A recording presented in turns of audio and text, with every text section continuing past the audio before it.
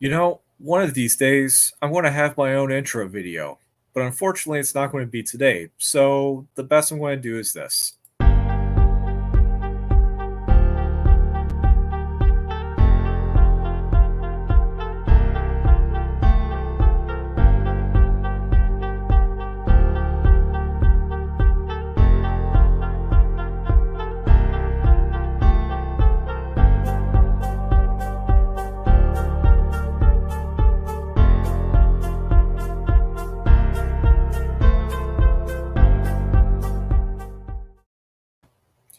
Hey everyone, my name is Thomas Price. I am your poor man's Bob Ross for episode 4 of Lines on a Page.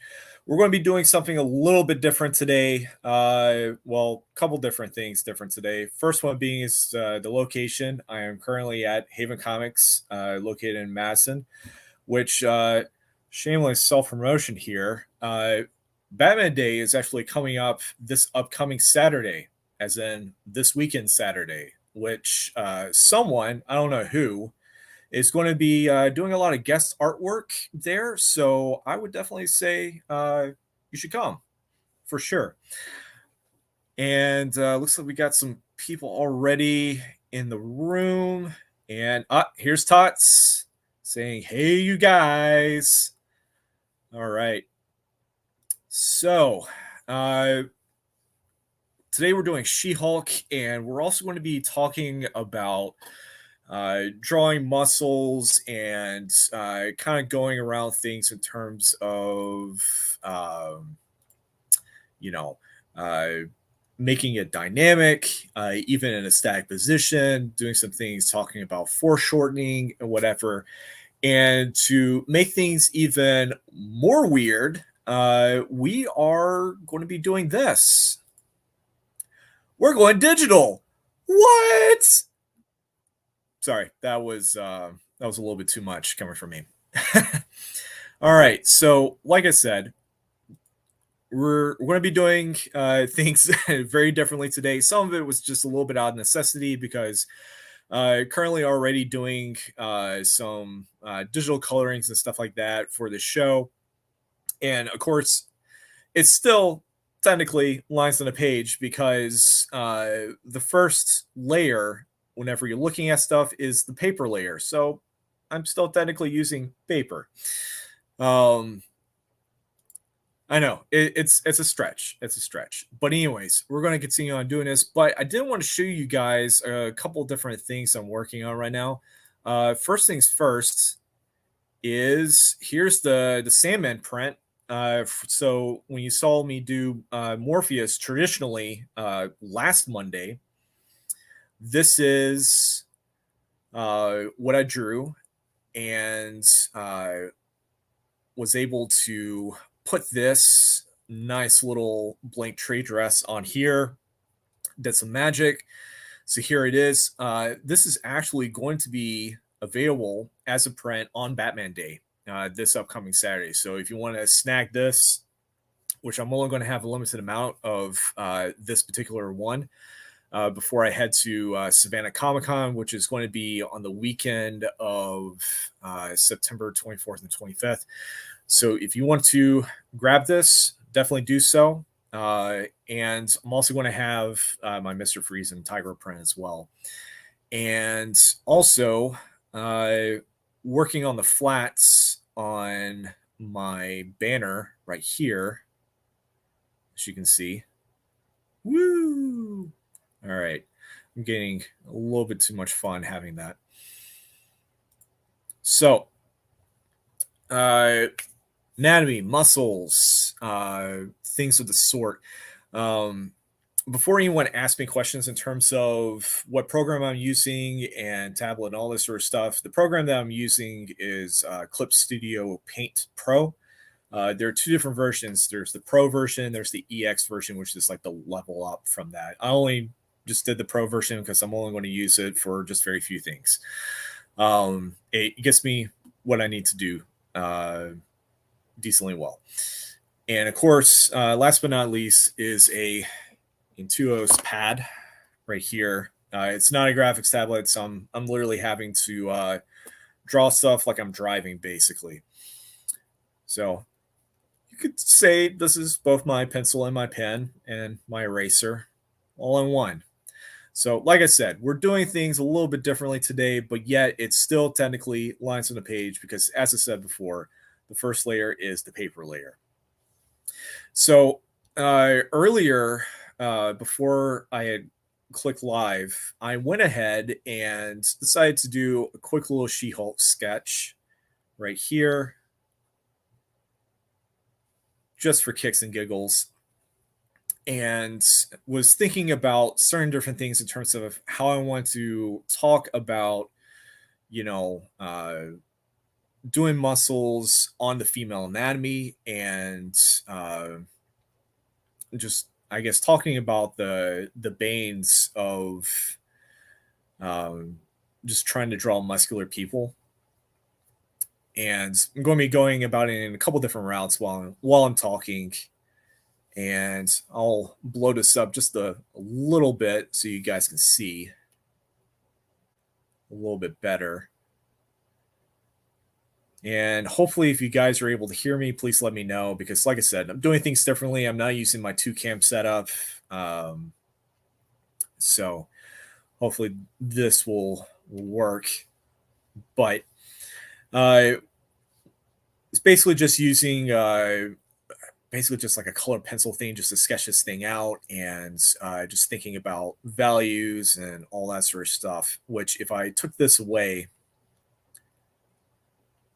this is basically the structure of which I was working for because I was thinking about trying to draw a character within a space, thinking about where the parts of the anatomy are going to be in, what's going to be considered in terms of the foreshortening and the perspective in a static, place, but also thinking about it in terms of creating some sort of dynamic out of a static pose. And looks like we've got a couple people commenting. Let's see what we've got. All right, Alex. Hey, what's up, man? Justin, you can hear me? Awesome. That's what I like to hear. I'm also kind of talking a little bit louder than normal. So hopefully it doesn't sound like I'm yelling at you guys. That's the last thing I want to do. All right. So when we're thinking about putting together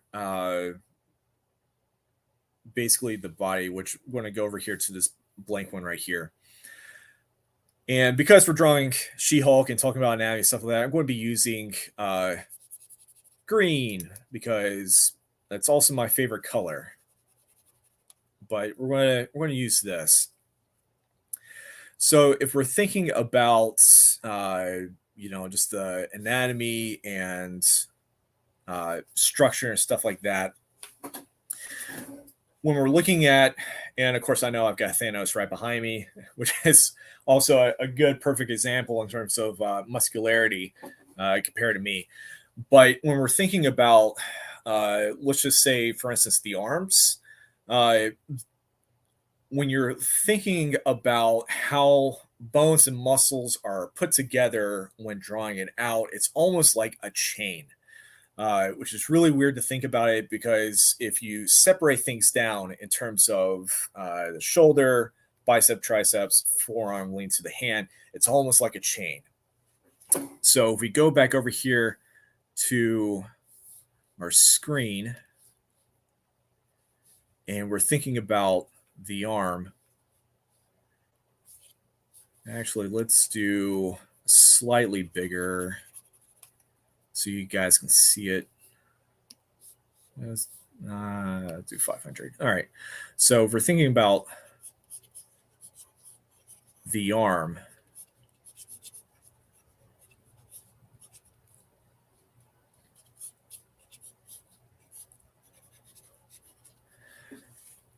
so as I said before, we have shoulder, we have bicep, tricep, elbow, forearm.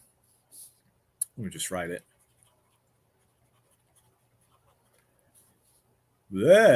Shoulder. And we got tricep, bicep, forearm, hand. All right.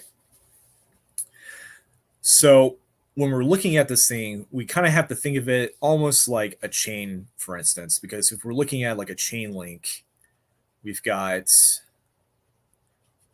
this, here's the next chain, then here's the next bit leading to the next one. So it's almost kind of thinking about it within the same context. And so this is if we were thinking about it in terms of basically within a 2D spectrum almost. So if we're thinking less about it in terms of an XY 2D spectrum, if we want to make it 3D, then what we can do is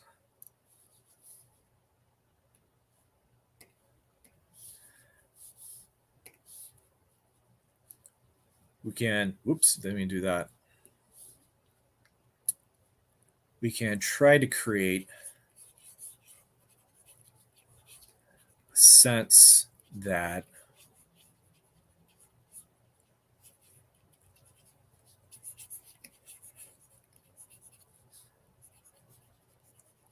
the arm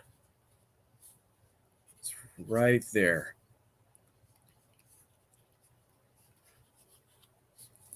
So as you can see, there is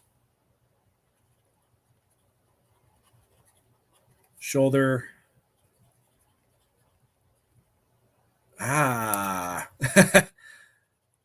Words is hard today. All right. Tricep. And we got a bicep sneaking in right there.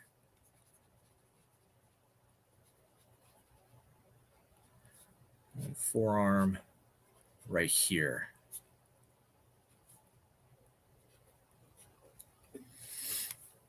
So now that we have basically this established and we know that these things can exist within a 3D spectrum and it has a sense of dynamic about it, what if we go even further? How do we deal with uh, trying to deal with I guess rendering? How do we deal with understanding how the muscles are going to be put together? How are we going to deal with making it look believable and not just some roided out person, basically? So, how we're going to do that is we're going to think about using shadows and shapes. So, I'm going to use a darker color just a little bit. So, if we're thinking about this piece right here, and we're going to start adding in some shading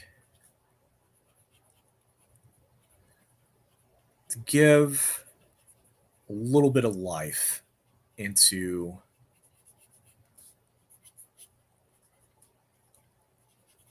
this hand.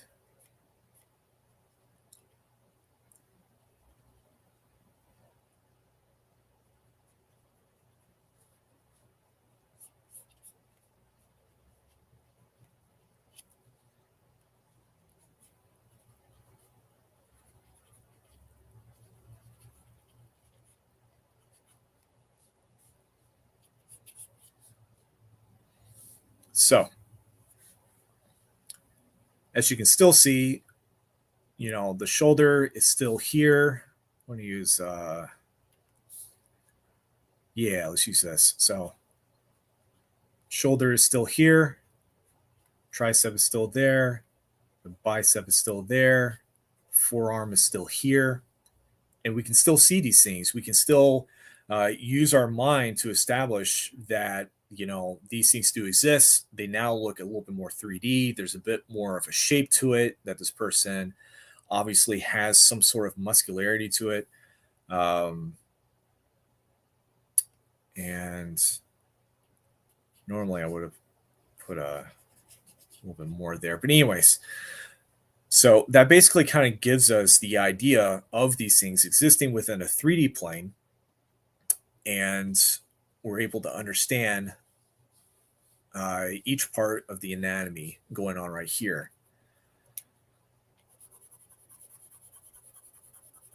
So I don't know about you guys, but I've absolutely enjoyed watching She-Hulk.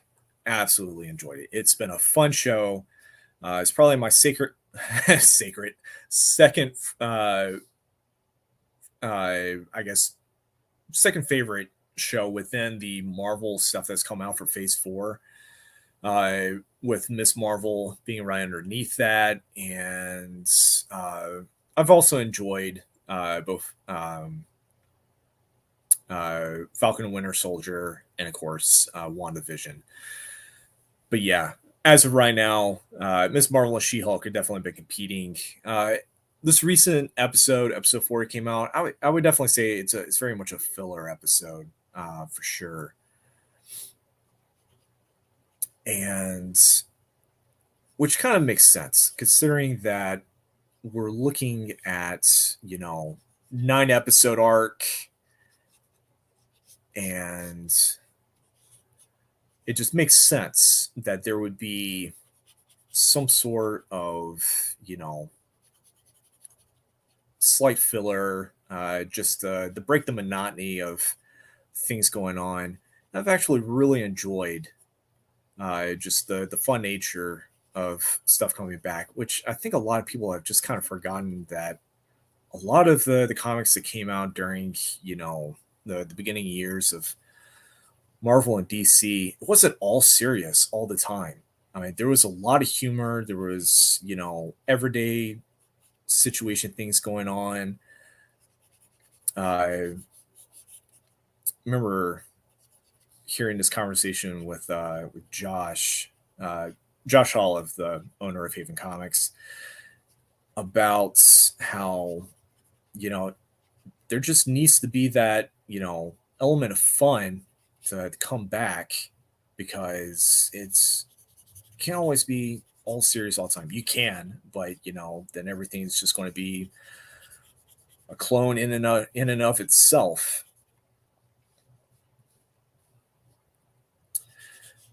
But he was using Spider-Man for example, and talking about how when was the last time that we saw Spider-Man just do like an everyday thing, like stop a bank robbery or help an old lady across the streets. But at the same time, there's a bus coming at the same thing, but he also has to get to the bank in order to deposit his check so he can make rent. But the bank's about to close at the same time he has to save the lady. Crisis ensues. Like that was like an entire issue, and so it's definitely one of those things where I've really enjoyed this moment within She-Hulk, in terms of just like, this is the thing I've got to deal with today, and I'm just going to have to deal with it the best that I can. And let's see. Speaking of Josh Olive, there he is. And let's see. Show's based more on John Byrne's She-Hulk than the original Savage. I do agree. It's a goof a minute. If people are expecting Endgame from this, they're going to be sorely disappointed. Highly agree. Endgame was his own thing. There's really no reason to be replicating it, because that would just kind of be boring. I think her fourth wall breaks and have been well done and not overdone. Also highly agree. That was one of the things about Deadpool that kind of just made me stop reading Deadpool comics, was just the constant fourth wall breaking, like almost every page, if not every other page. And it really got monotonous. It was just basically expectant. You don't really see that a lot within the two Deadpool movies. I mean, there is some, but it's not within the frequency that it's overused in the comics for sure. And all right, so using another example right here in terms of trying to create something dynamic within the static. So we're using basically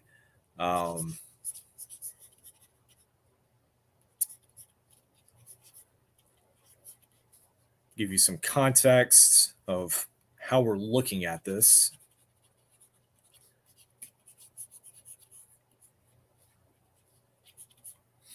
So again, you can still see, the arm with the rest of the body, and we're kind of using a 3/4 turn, looking at the back, and we're using, shadows and shapes to basically just kind of give you the understanding of what's going on. I know I'm accidentally just kind of drawing within it and sketching at the same time. Excuse me, but I just kind of want to get you guys to see how these things work together.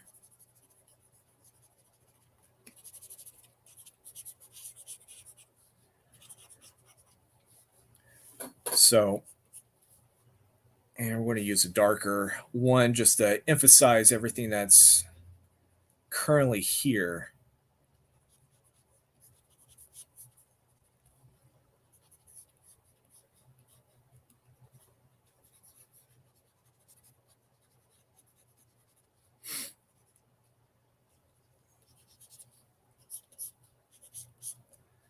So, as we can see right here, going to the back part of the shoulders, we're seeing where things are going to have their definition, and also something that I've talked about more times than enough, which is a light source. And so, as we can see, the light source is kind of hitting in these areas right here. And kind of just continuing on using this to basically just kind of give you an idea, because like shoulder blades are going to be right here, spine, and lower back areas right here, and then looking at uh, hips leading down towards the glutes. But yeah, with this light source being right here, our eyes are going to be realizing that, there's shape, there's definition. We can see muscles. We can understand what's going on within the picture right here. And of course, because light source is right there, certain things are going to be in the shadow. And looks like things are processing. Okay.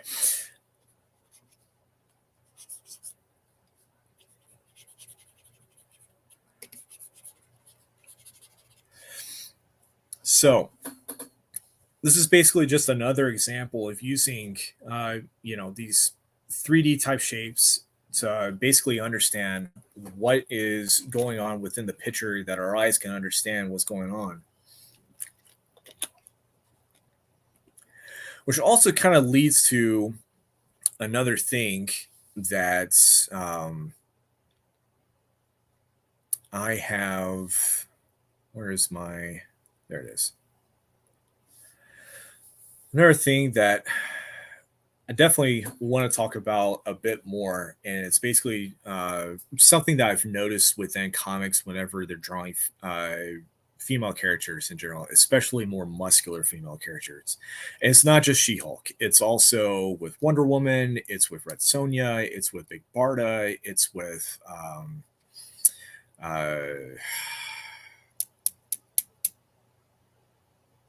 my mind's running a blank.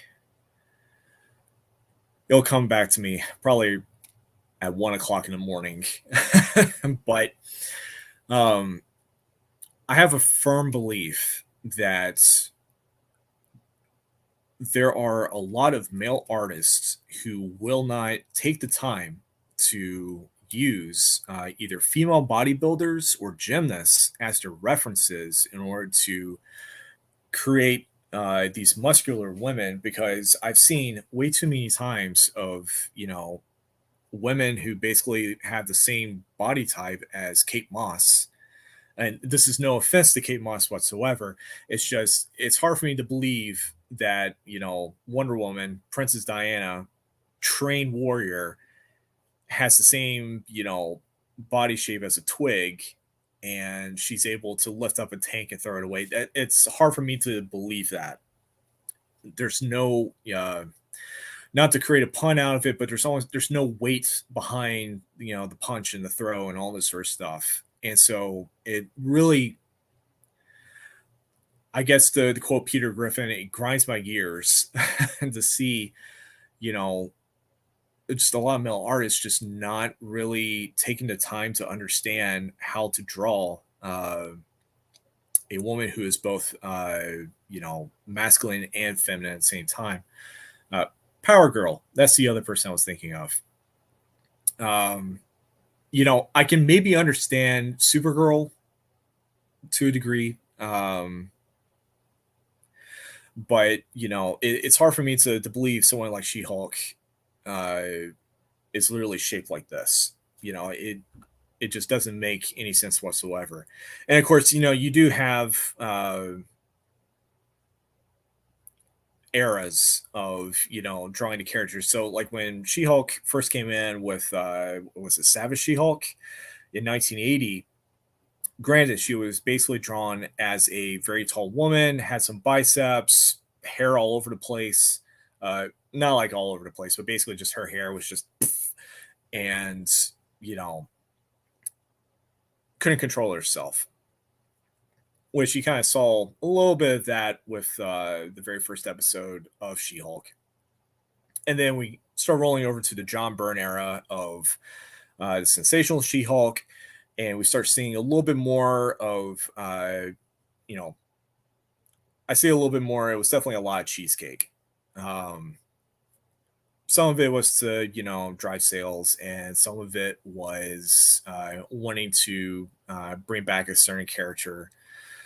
Of course, there was probably multitudes of other reasons as to why she was drawn the way that she was within this sensational era. But there are very few male artists that can draw a masculine woman and yet still embrace the femininity at the same time. And I'm looking at guys like Adam Hughes. I'm looking at Frank Cho. I'm looking at Terry Dodson. I am looking at, to some degrees, Frank Frazetta. And of course, you got painters like Boris Vallejo, who often use female bodybuilders for a lot of his paintings. And so we're starting to see more and more of that now, where both either people born or identifying as male or female artists that are starting to realize that, hey, we do need to draw, some sort of realisticness to these characters and their shapes. And there was a moment within like the last, I don't know, 5 years where She-Hulk kind of goes savage again for a bit. She kind of turns gray, and was a lot more roided up than she has been in recent decades, and then went back to normal ish. Wow, it's supposed to be this, not this. That was weird. So that's definitely something that I myself, as a person, and also someone that likes drawing comics, I have to make sure of this. I have to make sure that there is that balance between the two. So I will often use pictures of female bodybuilders and gymnasts uh, for just some sort of inspiration. Like if I need, so for the case of like She-Hulk, I would probably use someone with the same kind of body build, like Ronda Rousey, for instance, or who was the other MMA fighter? Gina Carrera, I think that was her name. So I'll use those two for instance. And there's also a Chinese bodybuilder whose name escapes me, but she actually did a cosplay within like the last year of her dressed as Chun Li, and it's about a 5 or 6 photo session thing of her doing a lot of poses, and all this sort of stuff. And the lighting is fantastic, and you can see basically the rendering of the shadows hitting the arms a certain way, the back muscles a certain way, her uh, leg muscles a certain way, and it's just absolutely fantastic to see uh, this happening, because it's awesome reference material, and it got a little bit of buzz within certain internet circles, but it was really cool to see this. And if I can remember her name, I'll try to type that in within the comments at some point. But and then as far as like the gymnast side is concerned, Simone Biles, perfect example, uh, which I think this kind of escapes a lot of people. But when you're looking at a gymnast, male counterpart, let's look at Nightwing for instance. He character is an acrobat, but also a gymnast, and he's built like a gymnast, and he's drawn like a gymnast. Especially within like the last 10 years, a lot of emphasis on his butt, but you definitely see that detail within the fact that he is drawn as both an acrobatic and a gymnast, and he's shaped like one, and you can see that. And so it's something that I like taking these two you know places of like bodybuilding, MMA type, and then gymnast type, and then trying to find the middle ground to put these two things together to create this feminine but yet muscular character.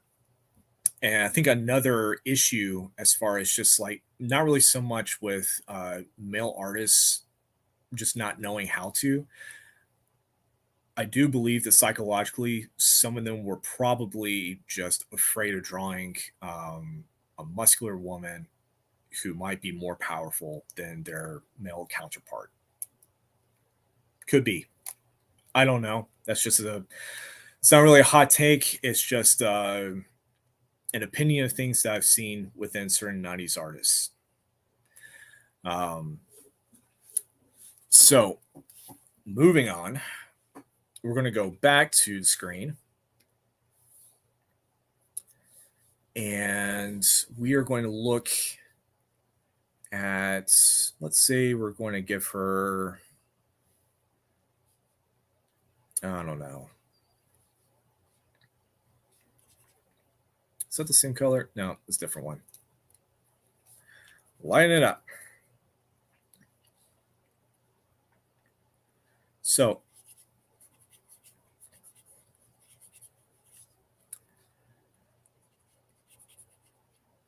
I know this looks really, really scrappy, and this is literally how I draw. So, when we're looking at female body proportions, and again, we're looking at head, neck, and this is with all human body types, men, women, young, old, whatever. Spine is never really straight. It's actually more of a curved S. So if we're thinking about uh, building blocks of looking at a person,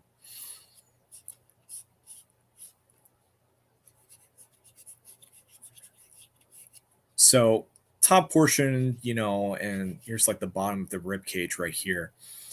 Um, the top half of the human being could be looked at as a box, and then right here is going to be uh, pelvic bone, hips area right here.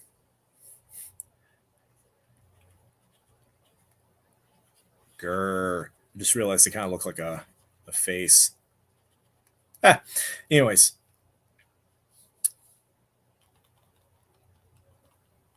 So if we look at the human body like this, it's a little weird, not going to lie whatsoever. But when we start putting things together, such as, the shoulders being right here, and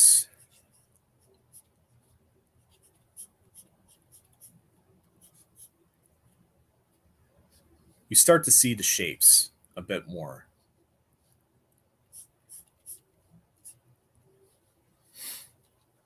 And we could say that this person has their hand on their hip and looking again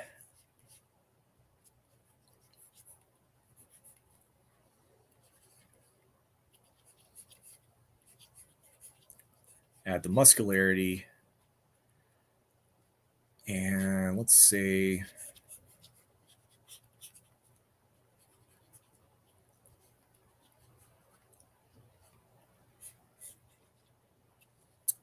again, using a very super muscular form. We could say this is, guy being sassy, girl being sassy, whatever, thumbs pointing at them. Hey, look at me.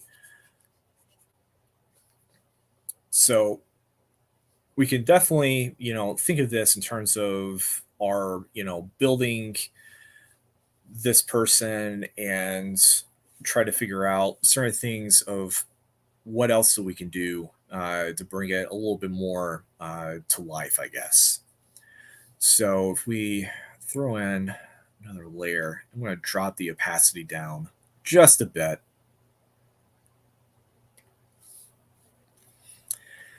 And we can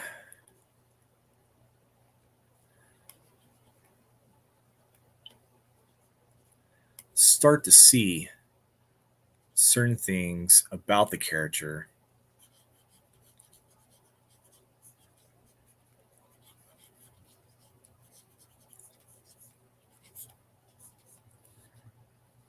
that we may have seen or not seen yet.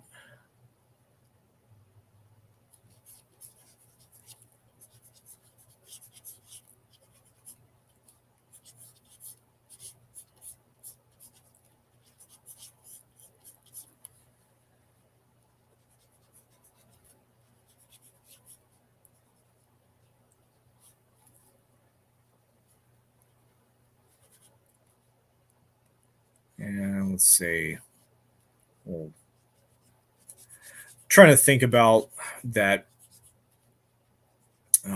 outfit that she wore for a bit. It's kind of a Speedo looking thing.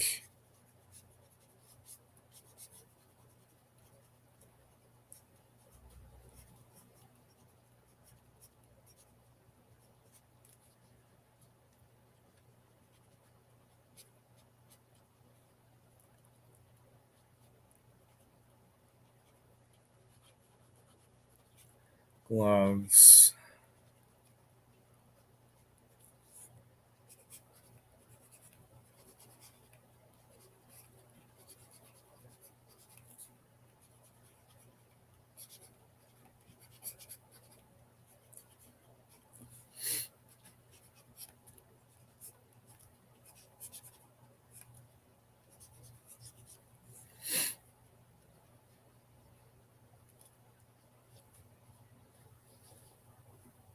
And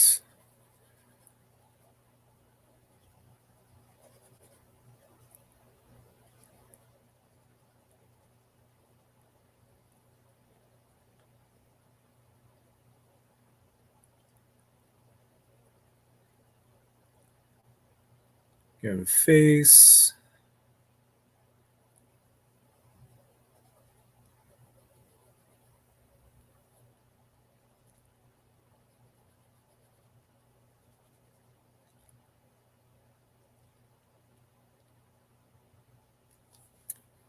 And we're going to bring back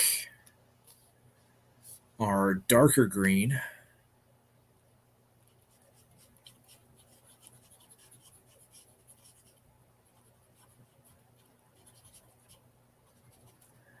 And we're going to use it as shading.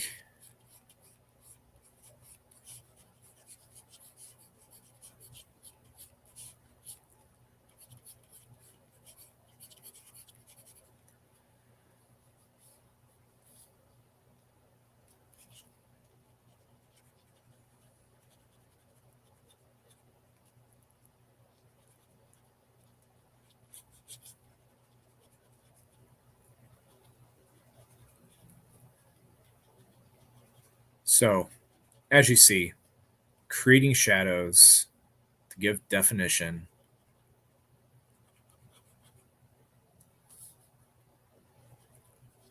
so that our eyes can recognize.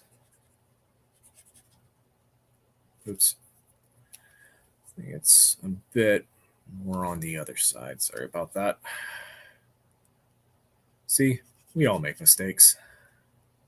Just have to learn from them. All right.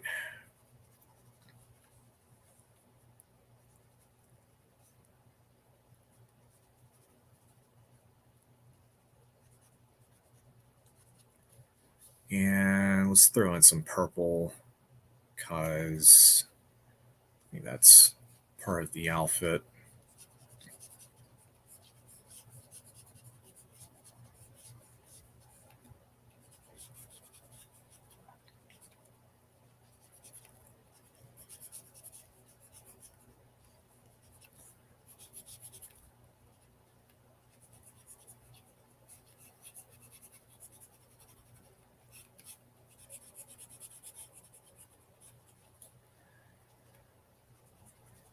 All right.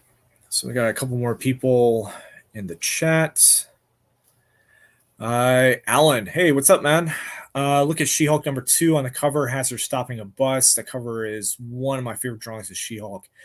I definitely agree. It's a real good one, especially for that era. Uh, Kind of hard to beat that one, to be honest.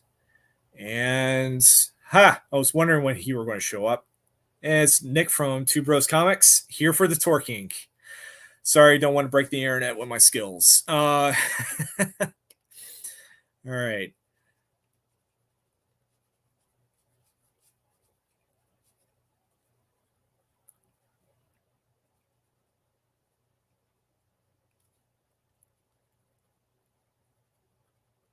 So, as we can see, there are things that our eyes are going to be interpreting a bit more.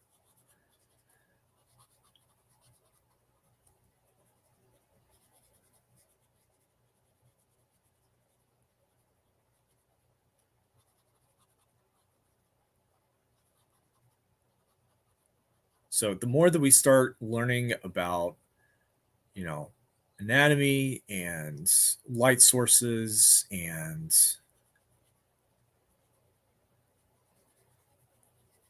um, proportion, that was where I was thinking of. The more we start, learning how to use these things and utilizing them, we can create something dynamic within the static.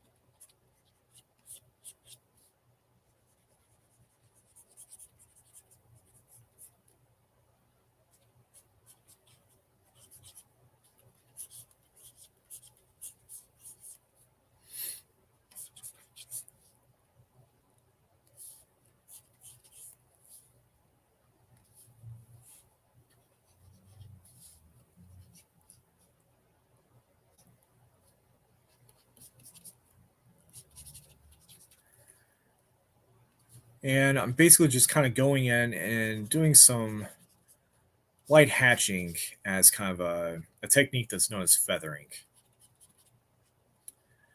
So try to give some more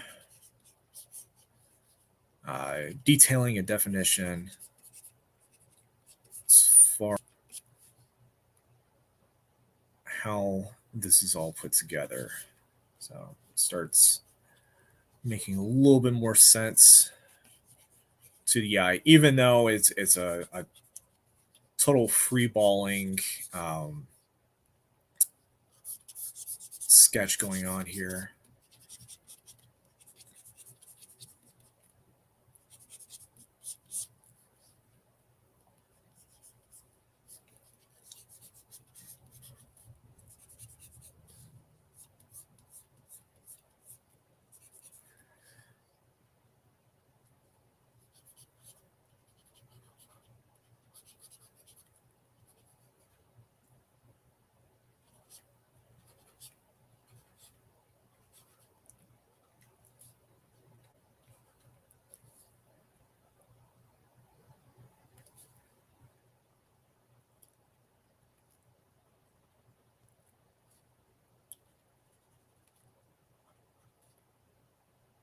And let's see here.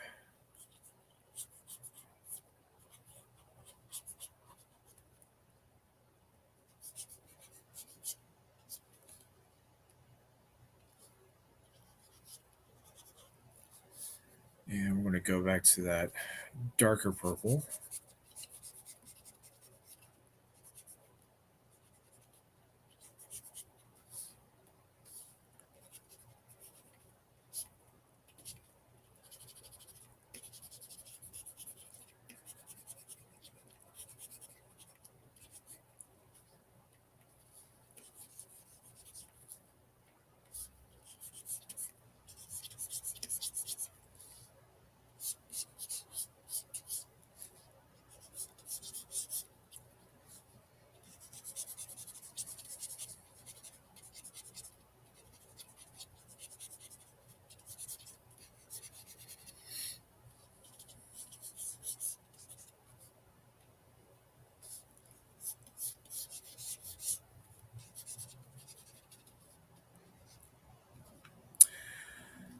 Of course.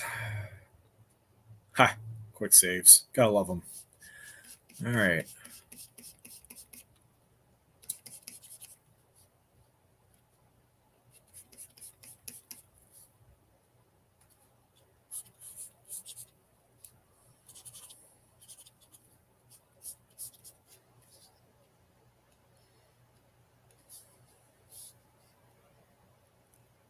All right. Go back here.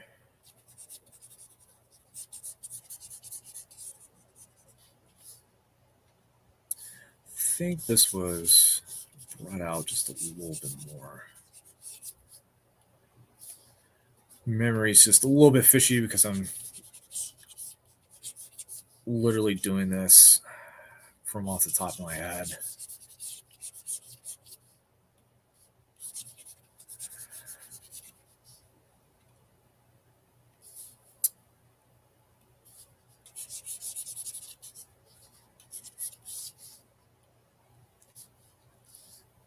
All right.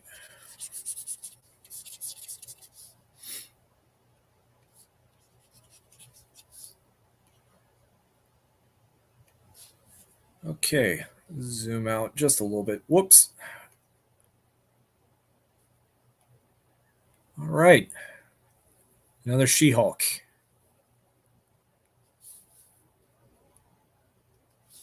And just know something real quick.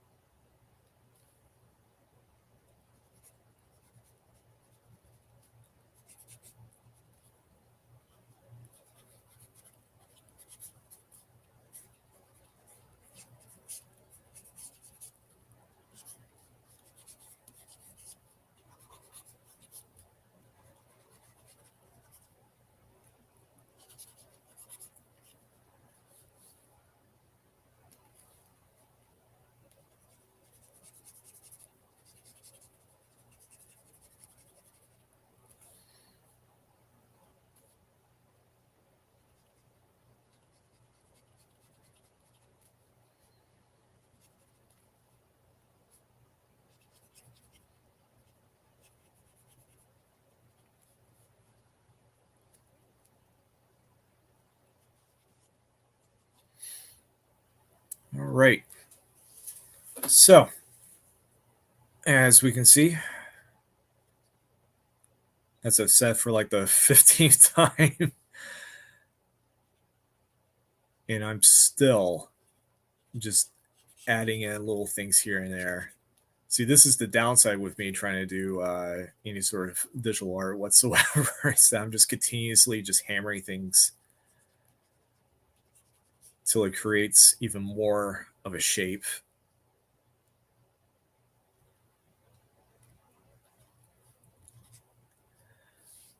But again, as we can see, there's musculature, there's dynamic within the static as far as the pose is concerned, and there is muscularity within the femininity. So with all these, different things going on and putting them together, you could say it's a pizza. Pizza is made of a multitude of different things all put together to create a lovely pie.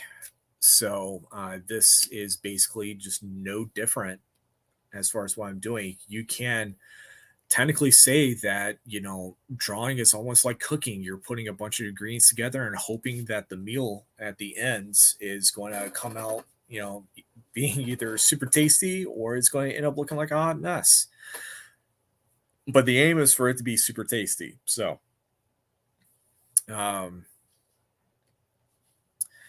and this has actually been really interesting. I might do another of the digital drawing things. And, like I said, here is the, here's the She-Hulk sketch that I did before I started the thing here. And here's the one that we did today.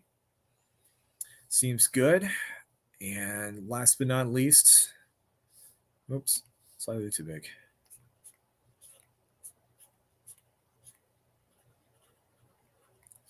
There we go. We signed it. It's official. It is there. All right. So, for those of you who missed out at the very beginning, here is our She-Hulk, and also here's the Sandman print from last Monday's. That's now actually turned into official print, which I will be selling in a limited quantity this upcoming Saturday at Haven Comics, where I'm currently located, sitting right now doing this show. And all right. And wow, we actually got to do this in under an hour. Perfect, which is great. Justin Butler, cool stuff. Thank you so much. Thank you. All right, so before I leave, quick little housekeeping things that I have to do. If you happen to like this show and everything that I do on Mondays, please remember to like and subscribe, not just within my personal social media stuff, but also with Haven Comics as well. But if you are wanting to follow me with social media, just go to linktree.com, T Price Artworks, and you will find me on Facebook, Instagram, and Twitter. And Haven Comics is located on Slaughter Road in Madison, Alabama. And for those of you who don't know, in terms of what all live stream stuff that we have to do, Monday nights is with me doing lines on a page. And Tuesdays is our unboxing video. Unfortunately, Mike and Kalisa, who usually do the, technically, mostly, or would it be Kalisa and Mike? Anyways, those awesome people will not be here tomorrow to do the unboxing video. They're just doing a lot of little R&R after Dragon Con, and they most definitely need it.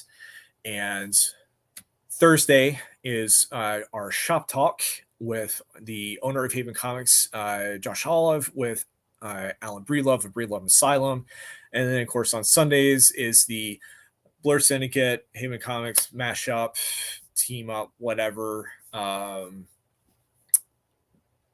Dynamic duo, maybe, I don't know. It's a Sunday night drink and draw with Wyatt and Jeremy. Thank you guys again for stopping in and happening to watching this, and see you soon. Bye.